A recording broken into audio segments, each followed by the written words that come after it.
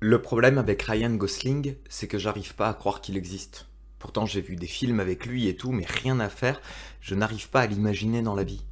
Je sais pas, genre en train de bouger, en train de sourire, en train de manger, je sais pas pourquoi. J'ai l'impression que ce mec n'est qu'une image. Tiens, rien que sa voix, j'y arrive pas. Je veux dire, je sais qu'il parle, je sais que des mots sortent de sa bouche, je sais qu'il dit des répliques, je comprends le sens des phrases, je comprends le rôle dans le film, tout ça, mais je n'arrive pas à croire qu'il parle.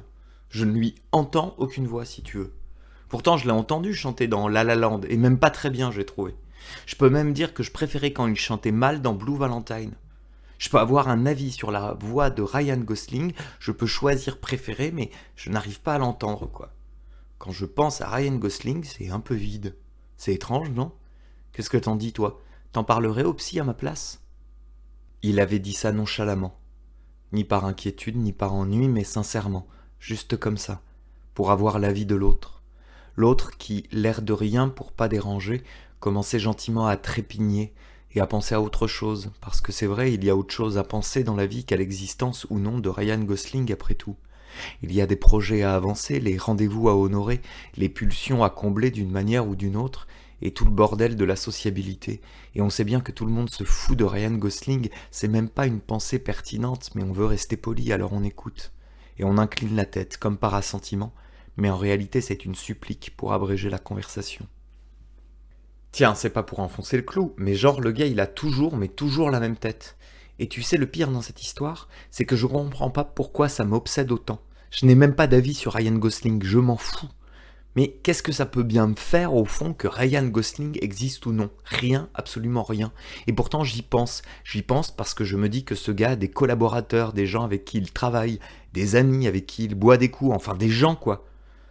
Mais j'y arrive pas. Il y a comme un espèce de blanc, c'est vraiment étrange. Je pense que c'est parce que l'autre jour on a reçu un texto. C'était l'ancien psy qui voulait que je lui laisse une note et un avis sur Google à propos de mon chemin thérapeutique avec lui. Et je me suis demandé, qu'est-ce qu'on peut bien laisser comme avis sur son psy? Je veux dire, c'est étrange, non? C'est vachement intime ce qu'on raconte à un psy, du coup, impossible de m'imaginer un avis à laisser. Ou si, mais alors des avis comiques du genre analyse basée sur la méthode win-win, je soigne ma dépression en comblant ses besoins narcissiques. Ou encore un grand message blanc avec écrit en bas, en tout petit, a réussi à me redonner confiance en moi. Je trouvais ça hyper drôle. Puis j'ai évité de le poster parce que j'avais peur qu'il m'appelle pour m'engueuler et pour me rappeler que l'humour était un mécanisme de défense pour tenir les autres à distance.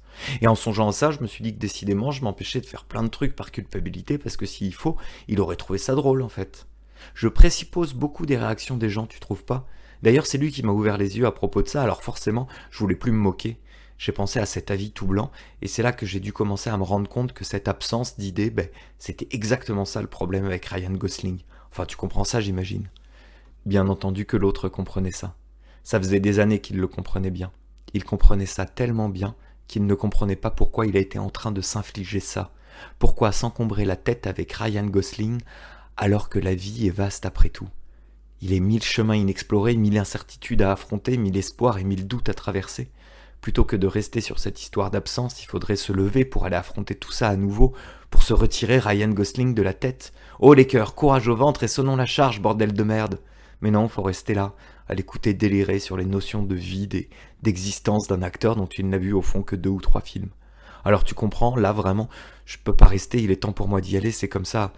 Je dois prendre mon tour, quoi, on va pas passer la nuit là-dessus. Oui, bien sûr, excuse-moi, je te mets pas en retard, mais comme ça me trotte, j'ai besoin d'en parler pour m'en débarrasser, tu comprends? Je sais bien que tu as pas le temps, que pour toi, tout ça, ça recommence, mais faut prendre du temps aussi parfois pour du futile, pour les interrogations de nulle part. C'est peut-être là-dedans que parfois naît l'imaginaire, tu crois pas? Non, bien sûr, tu crois pas à ça, toi. Trop rationnel, trop dans tes plans, dans tes organisations. Regarde-moi, tout rempli de culpabilité et de mise à distance de l'autre. Bien sûr que j'ai commencé comme ça. Mais tu as beau tout organiser bien avec des post-it de couleur et des effaceurs de stabilo, mais tu te retrouves fatalement par t'interroger sur l'existence de Ryan Gosling. Qu'est-ce que tu veux que je te dise? Ça te paraît pas incroyable ce milliard de choses futiles qui te traversent la tête? Tu crois pas qu'il y a quelque chose là-dedans? Un truc dont tu pourrais peut-être parler à ton nouveau psy? Tu pourrais lui demander à lui aussi s'il veut un avis, tiens, en espérant que 2 avis positifs ne font pas un avis inconscient. Non, tu peux pas comprendre, c'est des blagues de mathématicien psychanalyste. Oui, d'accord, moi non plus, je sais pas ce que ça veut dire, mais je suis pas mathématicien psychanalyste. Je suis même pas sûr que ça existe vraiment. Pourtant, ça ferait un métier du tonnerre. On psychanalyserait les nombres et les chiffres. Le 8, là, qui est probablement un maniaque. Le 4, un pervers narcissique. Et le 7, un névrosé de première. Sans parler du 0. Bref, je sais pas comment te le dire autrement, mais c'est ça le problème avec Ryan Gosling. La plupart du temps, je ne pense pas à Ryan Gosling. Oui, mais parfois, mon dimanche soir parle avec mon lundi matin.